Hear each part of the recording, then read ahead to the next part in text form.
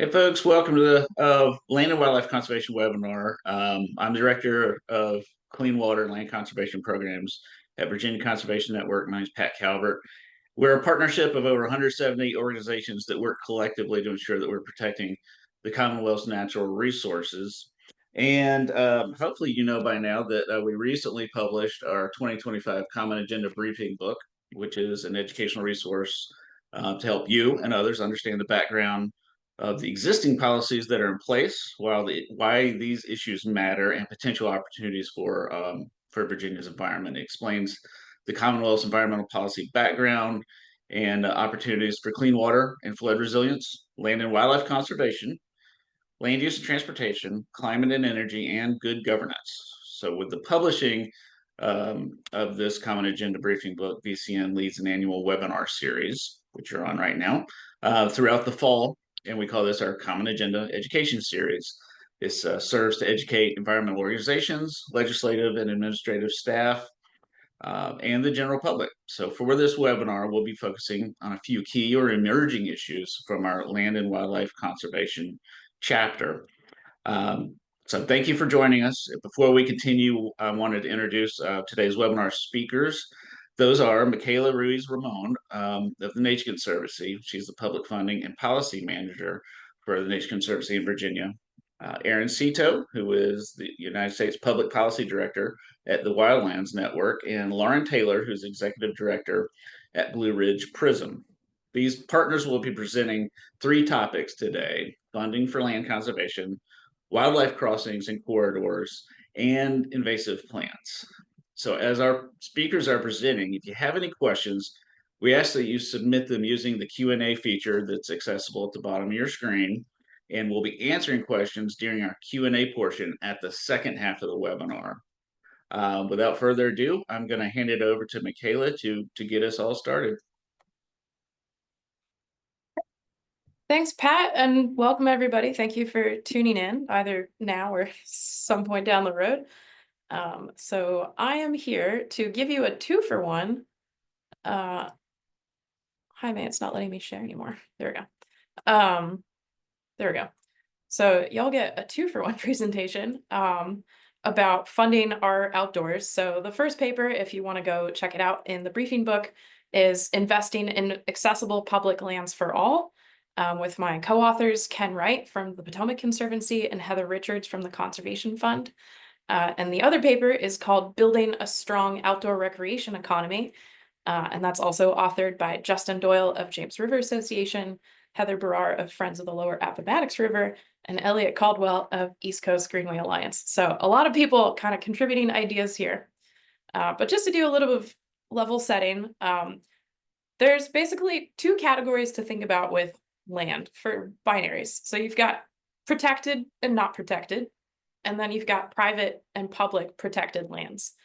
So private lands is, think kind of farmlands, forest land. These are working lands, and also a lot of really valuable natural spaces where you want to protect the unique resources that are there, but it's also fragile. Maybe you don't want a lot of people trooping through there. And then on the public side of conserved land, this is really kind of your parks, your state parks, your local parks, natural area preserves, wildlife management areas. We also have state forests in Virginia. And we, of course, have all of our beautiful federal lands, Shenandoah National Park. So basically, if there's a parking lot, it's public. It's kind of an easy way to think about it. So the focus of this presentation today is on the public lands piece, but I always want to start out talking about also private lands as a really huge part of land conservation, and that we also need to be thinking about funding. So why do public lands matter? Why am I talking about this today? First and foremost, the outdoors is great. It's where we go to come together as communities. It's opportunities to play and exercise. It also benefits our mental health. It's good for education and child development. It's really all the benefits that we really need to live nice, happy lives. And importantly, it also keeps us alive. That's a pretty big piece of land conservation. Clean drinking water, cooling, keeps us cool. It filters out pollutants from our air, and of course helps store carbon. So in the same way that conserved private lands are helping to provide a backbone for agriculture and forestry, You can think about conserved public lands as providing the backbone for a new and growing industry in Virginia, outdoor recreation, which is kind of where that second paper comes in. So to give a little bit of context about where we are in Virginia, particularly with outdoor rec, in 2022, which is the most recent year we have data for at the moment, outdoor recreation generated $11.3 billion, that's billion with a B, in direct economic output and supported about 125,000 jobs. Of that huge economic impact, almost 4 billion is going to tourism expenditures in local communities and economies. So, your hotels, your restaurants, your outdoor outfitters. Virginia state parks had 8 million visitors in 2022. That is the highest level we've ever seen. And it generated over $300 million in visitor spending. On the federal side, Blue Ridge Parkway is one of the most visited national parks in the country. It is outstripping Grand Teton, Grand Canyon, Yellowstone, and Yosemite National Parks combined. And Shenandoah National Park, also bringing in a lot of money for parkway communities. So what we are seeing is a lot of high demand and also really big opportunities when it comes to thinking about public lands and outdoor spaces, both for kind of this economic component, but also conserving these really critical landscapes on a large scale. Because public lands do tend to be these bigger kind of agglomerations of land. So on the flip side, though, demand right now is outstripping what we have available and accessible. There are definitely gaps in Virginia of where there are public lands within, say, a 30-minute drive or a 60-minute drive. Not everyone has that state park or easy access to the water. If you live by the James River or the Rappahannock or the Potomac or any of our beautiful rivers in Virginia, it is not always easy to get on the water and enjoy them. We also have a bit of a history over the past 2 decades of underinvesting in a lot of our outdoor assets. We have some great state parks. A lot of them were, the oldest ones were built in the 30s, but as we've added on, there've been some renovations, but the last kind of big spur was in the 90s. And we have quite a few parks that need some updating because that's just how things go with infrastructure. It has about a 20 to 30-year lifespan. You got to replace roofs and gutters and electrical systems. And also the demand, especially coming out of COVID, it has stayed quite high. People want to be outdoors and have opportunities to enjoy that. So do we have enough cabins and campgrounds? Right now, the answer is no, not to meet the demand of what people are asking for, they want access to. The other pieces I want to highlight is kind of what's happening on the current landscape. Investment in outdoor assets, whether that is a park or a trail or protected natural areas, it really pays off for the communities that are nearby. Again, some of those earlier numbers, but just around economic impact and job creation, and also thinking about, stewarding these landscapes. There's a lot that goes into it. There's a lot of manpower and brain power. So these are huge benefits to communities that are nearby. So it's not just kind of like, oh, the land is out of commission, we can't do anything with it. There's no value to this. There's actually a huge amount of value, and it has been proven over and over again in a lot of economic impact studies. And then the last piece that I want to call out is that conservation is really a team effort, both in terms of making it happen, the people at the table, and also the money that it takes to make it happen. So you've got, National Park Service and a lot of federal money. State money is hugely important with programs like Virginia Land Conservation Foundation. But you've also have your city Department of Parks and Recreation and nonprofits that are all coming to the table to make this happen and figure out the best way to balance access and conservation and thinking about jobs and protecting nature. And it all kind of takes a team. So thinking about opportunities, the point of this conversation is about funding. And the reason that we believe that there should be more funding for our outdoors is, one, to address a lot of those gaps around accessibility and availability of nature. It's not right that someone that lives in, say, Southside Virginia really doesn't have as much access. We really want to make sure that no matter where you live in Virginia, you have that ability to get outside easily. It is part of the beauty of our Commonwealth that everyone should have access to.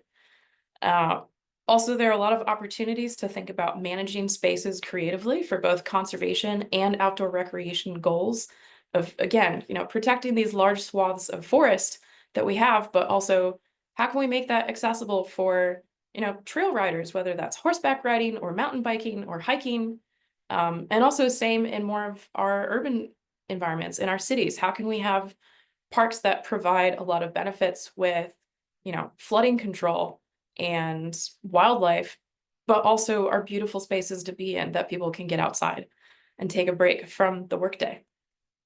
And then also there's a lot of demand from communities. We're not just saying like, oh yeah, it would be great to have more money to protect things. It's really, this is coming from communities of saying, this landscape is important. It defines the area in which we live. It is important to our health. It is important to our history.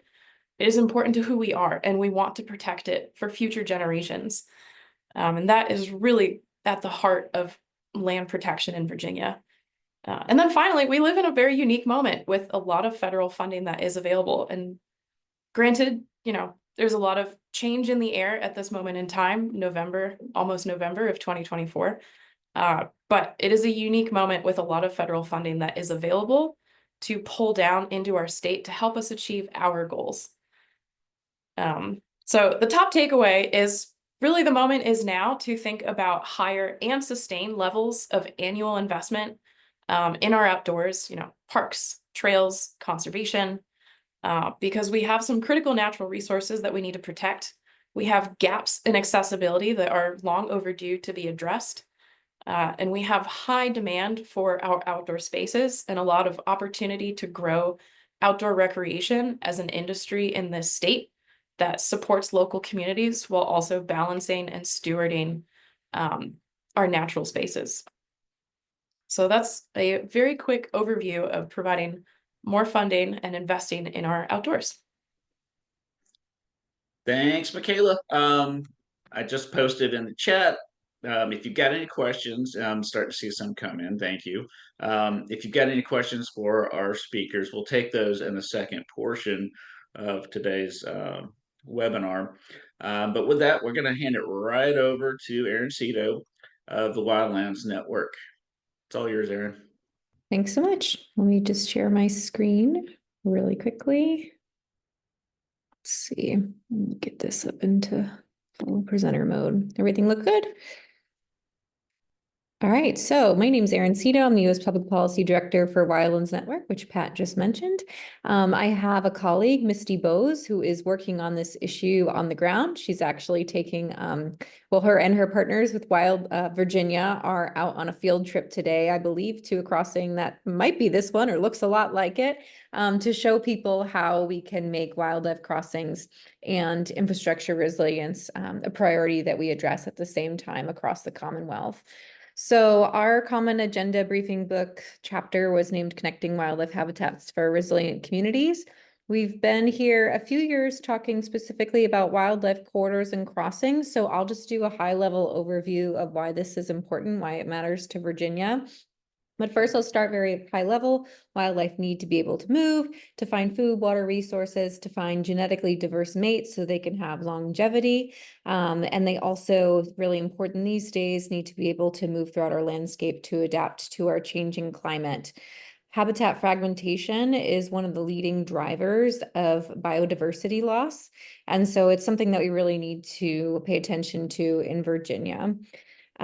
We've talked a little bit in the past about wildlife crossings and the issue that roads present as something that fragments our habitat. So not only is just biodiversity loss a huge problem, but wildlife crossings have gotten a lot of support over the years because of the public safety benefits that they also provide, because wildlife vehicle collisions are not just detrimental to the ecosystem and to wildlife, they also can be detrimental to drivers on our roadways. Virginia ranks 9th in the nation for states with the highest number of deer vehicle collisions specifically. There's over 60,000 accidents with deers annually on our roadways. So something that we've been talking a little bit more about lately is the fact that certain crossings can also make our infrastructure more resilient to climate change. And when we're thinking about those wildlife crossings, we're not thinking about the big overpass land bridges that you'll see out in Banff National Park, out in Washington State, Colorado, a few of those other Western states. What we're looking at is more of upgrading our existing infrastructure through culverts, those box culverts like you just saw under the road, to accommodate terrestrial wildlife passage, but also to accommodate increased floodwaters, which, as you know, we just saw just what floods can do in western part of the state and other parts of the Southeast. We've seen this in other parts of the US as well, up in Vermont and New York in recent years. So we know that we're going to be seeing increased floodwaters in the future. So how can we address that issue while also simultaneously attacking the issue of habitat fragmentation through our road systems? So if we can do that in a way that advances terrestrial passage and floodwater resiliency, we also might be able to protect disadvantaged communities that are impacted by these flooding events. So the current landscape, as I mentioned, we've been here a few years talking about wildlife crossings, the need for them, the need for wildlife corridors, which when I say that, I'm more referring to land conservation of movement pathways in the woods for wildlife between core areas of habitat. So we've been coming here a few years to talk about that because in 2020, we were able to have some legislation passed that created a wildlife corridor action plan, or tasked the state agencies within Virginia to create a wildlife corridor action plan. And that plan was supposed to look at corridors that should be conserved and potential areas where the DOT could implement crossing structures. That plan came out in 2023. And what it essentially shows now is there is a list of wildlife biodiversity resilience corridors that should be conserved. And then DOT took that information and overlaid its areas where it has particularly high instances of wildlife vehicle collisions. And it created a little bit over 20 different nexus areas within the state that they'd like to conduct further research on. It is taking quite some time to do this, understandably so. There's a lot of data that needs to be collected. Virginia also won a wildlife crossing pilot program grant to further that study and come up with recommendations within those nexus areas. So we've seen a lot of advancement over the years, but we understand that these wildlife crossings can be relatively expensive infrastructure to create. So we're trying to think about how can we advance these as soon as possible, because we know wildlife need to be able to move to adapt to a changing climate. And how can we tackle other issues that the Commonwealth is facing at the same time? So our coalition that we've been working within over the last few years has been thinking about how can we integrate these crossing structures into planned climate resiliency projects when DOT is looking at infrastructure upgrades.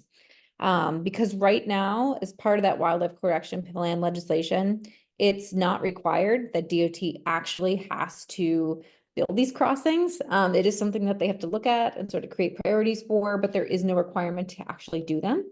And then there is also nothing within the state's current climate plans that requires the agencies to consider connectivity. Another issue that we commonly face, like I said, these infrastructure projects are expensive. We do not have a lot of state funding right now to attract all the federal dollars that Mikaela just talked about. There's a lot of federal funding for wildlife crossings at this time. There's specifically a brand new pilot program that's specifically dedicated towards wildlife crossings. And there's additional about 15 other grant programs that Federal Highways has now shifted the language a little bit to allow wildlife crossings to be a permitted use of funding within those grant programs. So really an unprecedented amount of federal funding that's available, and we would definitely need some state funds to be able to leverage some of those federal dollars and bring them here to Virginia. Like I said, we were successful once at the study to get funding to do the study, but once that study is complete, then we're going to have a pipeline of projects that we need to implement at that point, so more funding will be needed. So I quickly talked about the landscape, which probably gave you some insights as to what our opportunities are. Like I said, incorporating clear requirements, requiring the agencies to act to simultaneously address aquatic passage, terrestrial wildlife passage, and incorporate those designs into planned infrastructure projects to increase flood resiliency in Virginia. That is something that we'd like to see as a coalition, and dedicated wildlife crossing funding to allow Virginia to take advantage of the federal funding that's there are things that we are hoping that gets addressed in 2025. So the main takeaway here is that we have this really great framework already through the Wildlife Corridor Action Plan, but things are not moving fast enough. And we want to get creative so we can essentially catalyze movement on wildlife crossing construction within ongoing projects that Virginia is already considering, like ways to make its infrastructure more resilient to a changing climate. We need to require agencies to act if we can, and we also need to be able to be ready to support those agencies with the funding that they need to study these issues and actually carry out solutions on the ground. And that is what I have for our presentation. So wrapped up a little bit early there. No worries. Thank you, Erin. It's been fun to watch all this progress on wildlife corridors happen nationally and in Virginia. So thank you for that. As a reminder, we're taking questions for our presenters for the second half. Just use the little Q&A button at the bottom of your screen. And if your question is directed to a particular presenter today, include that in your question. Thank you for that, Erin. Without further ado, I'm going to hand it to our final presenter today, Lauren Taylor with Blue Ridge PRISM. It's all yours.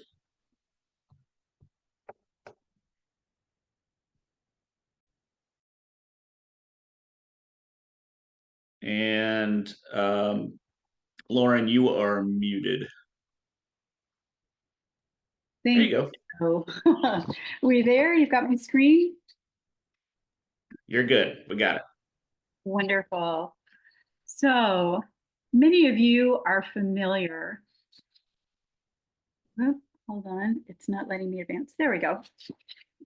Many of you are familiar with the growing problem of invasive plants.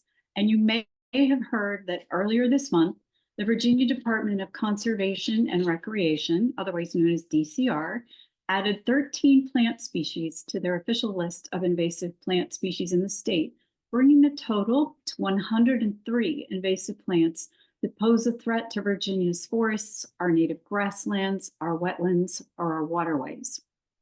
By definition, these are plants that cause harm to our economy, our environment, and to human, animal, or plant health. And across Virginia, invasive plants are growing in number, they're spreading quickly, and they're radically altering our natural environments.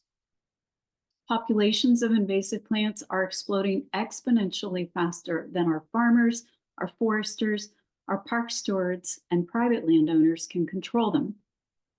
In many public parks and transportation right-of-ways, you may have seen that invasive vines like English ivy, kudzu, porcelainberry, mile-a-minute, and Asiatic bittersweet are tearing down our mature trees. Without adequate intervention, in another generation, we will lose large amounts of our canopy. And these are mature trees that will take 75 to 100 years to replace. Other impacts of invasive plants include pollinator extinctions, altered soil chemistry, increased runoff and erosion, and warmer stream temperatures. Warmer stream temperatures are caused by the loss of tree buffers along the stream banks. This impacts trout populations as well as invertebrate populations on the way to the Chesapeake Bay watershed.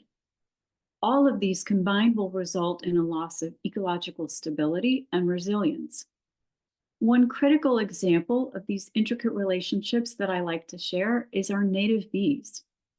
20 to 45% of our native bee species are solely dependent upon a single species or genus of native wildflower for their nectar.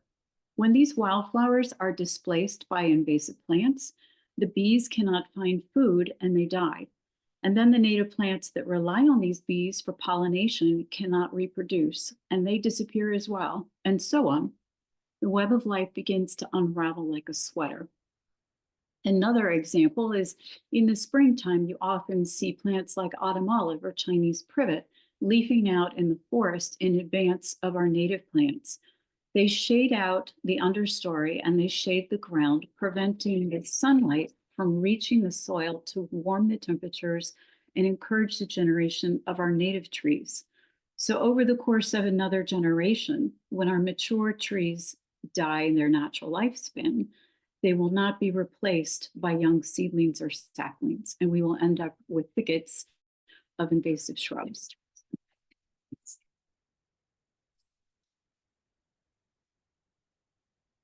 Landscape. We're excited that some incremental progress has been made on the policy front. Virginia has an invasive species management plan that was published by the Virginia Invasive Species Working Group back in 2018.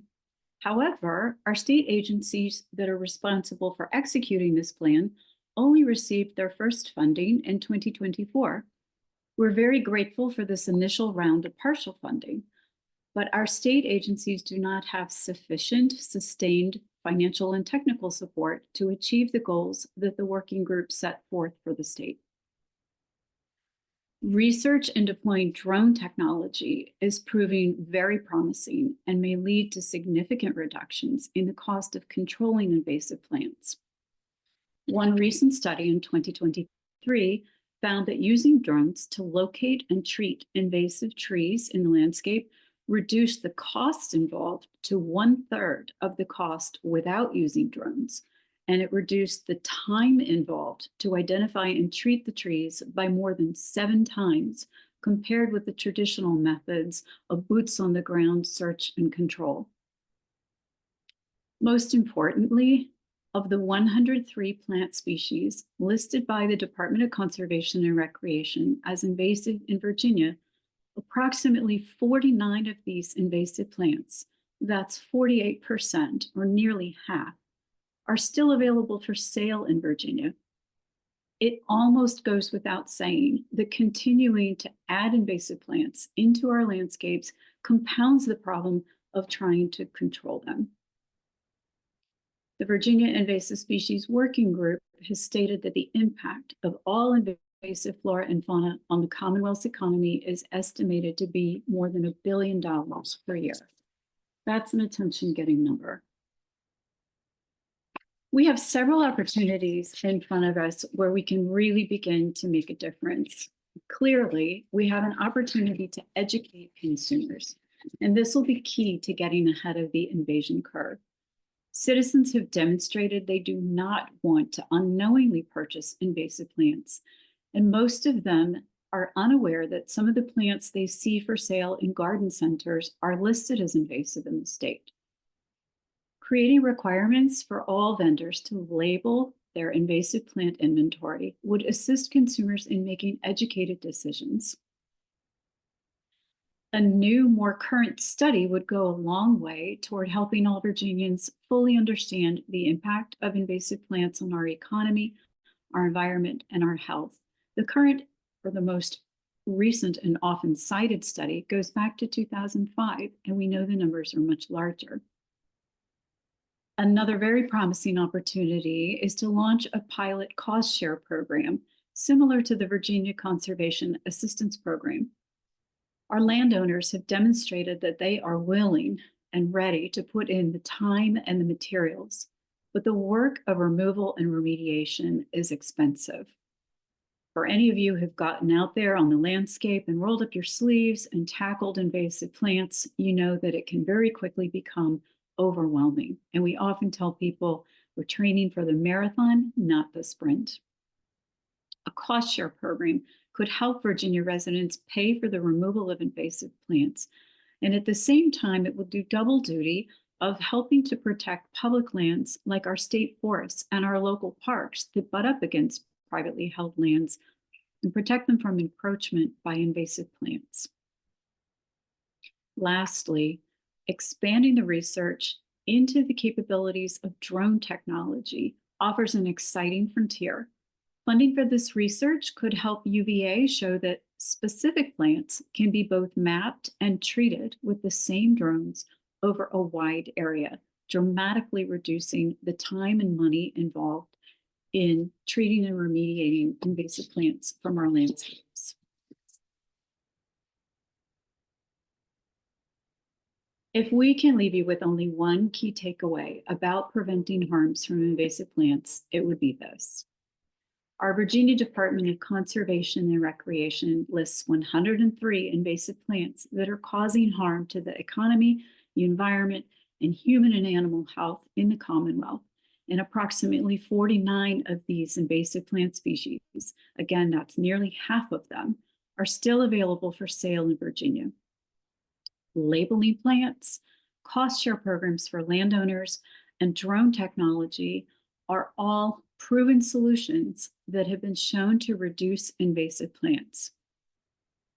On behalf of my co-authors and all of the members of the Virginia Invasive Plant Coalition, we thank everyone watching this for your consideration and for giving this important problem the critical attention that Virginians need.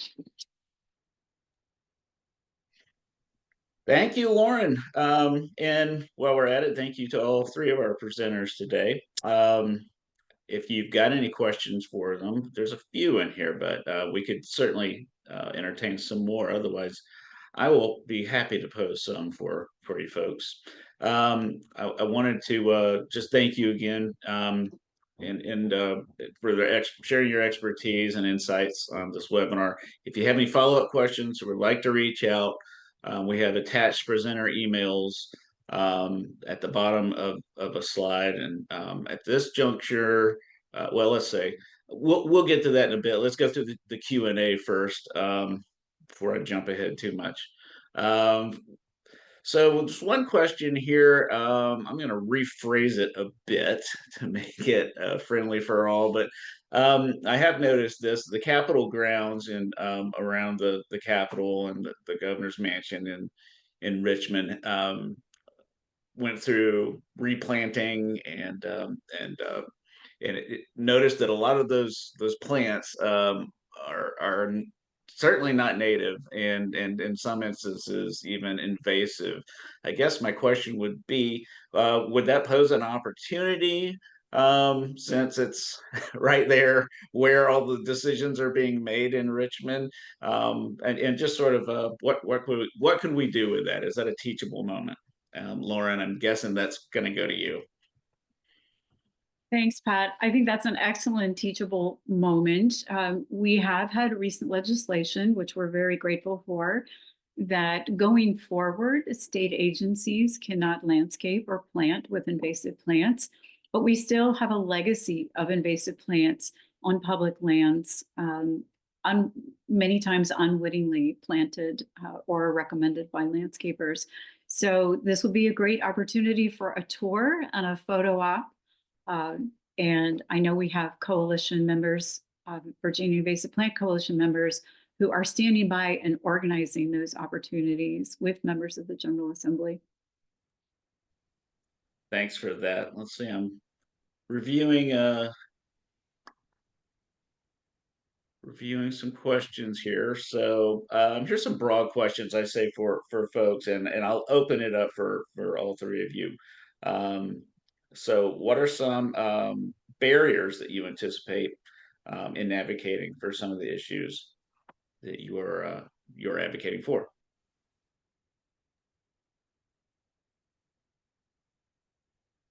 Do we just jump right in?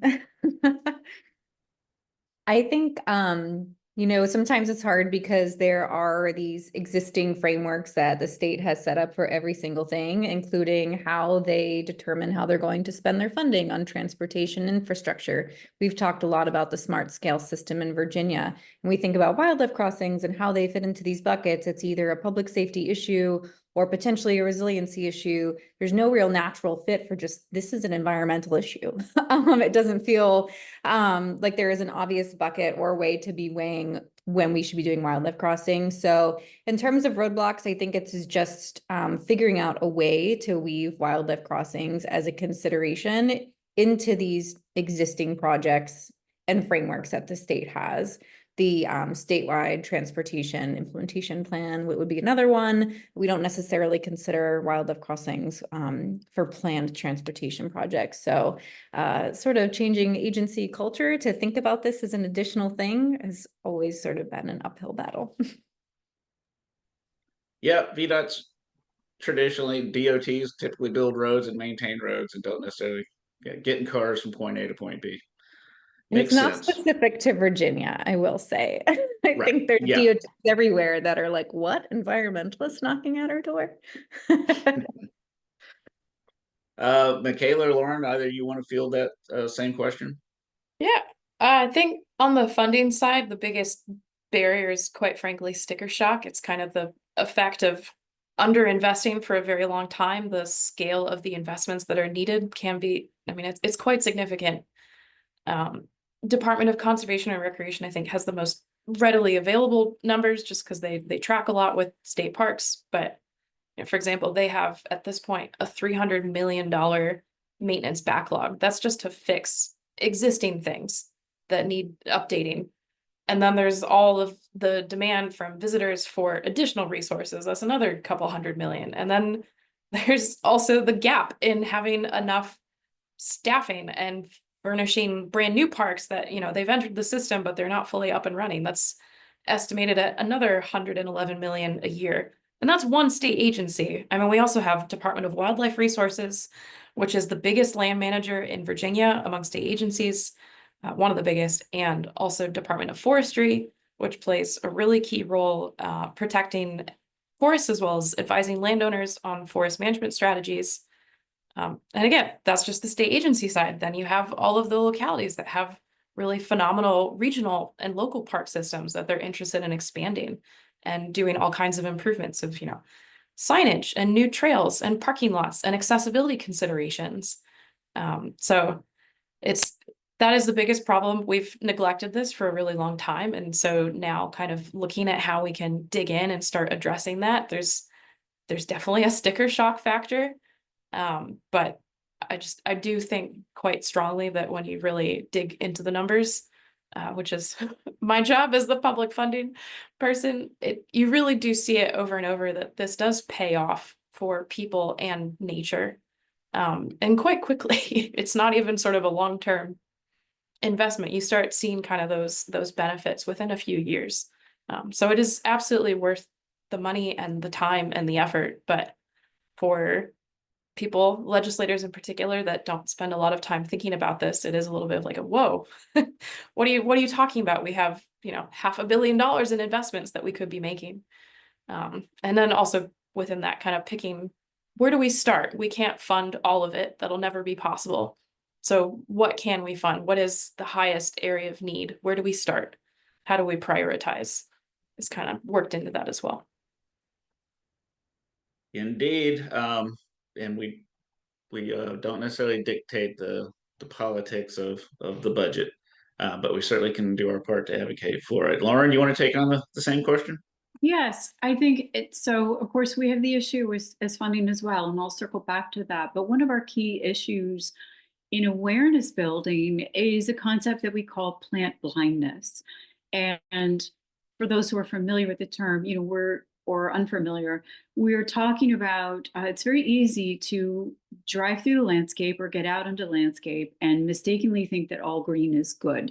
We have many lush environments here in Virginia with oftentimes no shortage of rainwater, and it's just easy to see all the trees and all the growth and think this is all wonderful, instead of realizing that in so many of our landscapes, what you're actually looking at is intense infestations of invasive plants that are doing tremendous damage. So these are instances where getting out and being educated by someone who can help you identify plants, or this is one where a picture is oftentimes worth 1,000 words. Comparison side-by-side photo of we've lost touch with what our natural communities should look like, our natural plant communities, versus what we're actually seeing. Because once you see it, you can't unsee it. And then you realize the long-term effect, the short-term effect, the immediate effect, and the long-term effect for the health of future generations. The funding aspect of it is challenging because we're paying the price for 400 years of importing plants onto this continent. It is estimated that there were approximately 18,000 native plant species at the time of European contact. And since 1607, we've brought over 30,000 plant species onto this continent. So almost double the number that were originally here. And our native plants had thousands of years to co-evolve with our flora and fauna, but these invasive plants have not. And so they have no competitors, they have nothing that eats them, and they spread throughout the environment unchecked. So we tell people this problem wasn't caused overnight. It's not going to be solved overnight, but we have to get started. Thank you all. Thank you for fulfilling that question, all three of you. Let's see. Any other questions? Drop them in the bottom. At this point, I'd say here's one general question for anyone who wants to jump in. How can we better involve marginalized communities in our advocacy efforts, and specifically, I guess, more for the advocacy efforts, either in general or for the ones that you're specifically working on? Erin, I see you hopping right in. Sure, because I touched on this a little bit, but I didn't get the chance to really dive into it. So I think it might be helpful to just sort of reiterate some of the things we were talking about with climate resiliency and culverts. So one of the things that we've seen specifically when you look at the tragedy of Hurricane Helene is just the massive amount of floodwaters that just wiped out roads. Culverts are not big enough to accommodate all that floodwater. It washes out a road. It just isolates a community. Now, I will be like completely transparent. I don't know if any amount of infrastructure could have prepared North Carolina for what happened. That is just like a once in, 500 years storm situation. However, we do know there's going to be an increase in these storms as we move forward. So when I've talked about how these crossings can help communities, what we're looking at is essentially taking culvert and widening it to accommodate more flood flow, to create dry branches so we can put animals underneath the roadways. So it's essentially creating a multi-use structure. And then once these big weather events come in, it can accommodate more floodwater. It's going to make that bridge a lot more resilient. It's going to have a much longer lifetime. We're going to see much less examples of communities that are isolated after stormwater events that have wiped out roads. So to the question of how can we better involve communities, I think it's really important to do a little bit of public outreach and awareness to help folks understand, like, am I in a floodwater zone? Is this something that can actually help my community? So I will just drop a link in the chat, because this is something that we've been thinking about specifically in Virginia. Wild Virginia and Wildlands Network put together this map that takes all of the data that we already have on the wildlife corridors in Virginia, the wildlife vehicle collision hotspots, but we also looked at socially vulnerable areas and areas of high flood risk to kind of understand how can we address all of these issues at the same time, because like I said, these projects can be expensive. Let's get the most bang for our buck and help communities. So I do think helping folks see themselves, not only in the problem, but in the solution is one way that we can do it. And hopefully advocacy tools like this can help us get started with that. So thanks. Yeah, thank you for sharing that resource. Mikaela, Lauren, either one of you want to take on that question? Yeah, happily. So this meshes well. I think a key part of answering that, how do we prioritize what we fund and where we need to really put money towards both conservation projects and developing outdoor recreation is, I mean, first off, who's asking for it? Where are the gaps that people are saying, hey, like, they have a park and we have a patch of grass. What's up with that? I think asking those questions and listening and then centering those voices in our advocacy. I mean, because again, like, there's need everywhere. So where do we start? We may as well start with the people that have really gotten the short end of the stick of not having that same level of attention and funding, and thinking also about connectivity is a really important piece too. I mean, in the environmental space, we talk a lot about connectivity from a habitat perspective, but when you start looking more at trails and accessibility of green space, how do we get from one place to another without having to rely on cars? It all intersects, I think. Yes, that's a little bit more of a trails conversation, which I know there's some other webinars from some great folks in the VCN community, but it does kind of come together in thinking about what does it mean to develop our outdoors? What does that look like? Does it look the same as it's been? And I think the answer to that is no. It's being a lot more mindful that people use outdoor spaces in different ways. There's been a lot of interesting research about, you know, a lot of time, like a lot of people think about the outdoors as a place to be alone, to get away, to feel, you know, out in nature. But that's not a universal use for a lot of groups, particularly in more Latino communities. The outdoors is a place to gather. That is where you go for your picnic, for your celebration, and that's an entirely different way to think about designing our spaces. And again, with accessibility, is it wheelchair accessible? Are we thinking about truly making the outdoors accessible for all Virginians? It's not just, you know, your super fit person that's like hiking up the mountain. It is also for, you know, flat trails that are wide and easily traversed with wheelchairs, or for people with mobility issues. There's a lot of ways to think about how do we center equity in the outdoors, of where it is as kind of a place that you can go to and how accessible it is. So those are just some things that come to mind, and particularly the kinds of questions that we need to be asking and the narratives to be centering when we talk about, you know, we have this big need. Where do we start? Where do we start? Thanks, Mikaela. Lauren.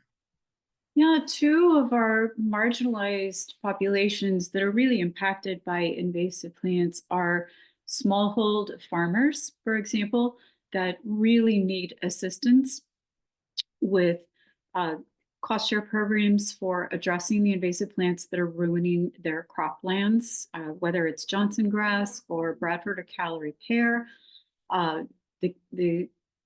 The thorns on a Callery pear tree can be more than 3 inches long, and they could puncture a tractor tire, which costs thousands of dollars for a farmer to replace. And these trees rapidly will spread throughout a fallow field and render it useless. Another population that is really impacted is our minority communities in suburban or urban areas. We've all become, particularly since COVID, really mindful of the importance for mental health of getting out into our natural park areas. But research is also showing that when you visit a degraded natural park area, it actually has a negative impact on your mental health. So going to a park where, for example, there's a park in Northern Virginia near a library, sort of a beloved community park, and 50% of the trees are coming down due to invasive winter creeper or English ivy or bittersweet vine. So it's drastic to walk through this landscape and see these huge 125-year-old trees just dying right before your eyes. And it makes it so nobody wants to go there. And if that park is degraded and impairing mental health to visit, then where do you go?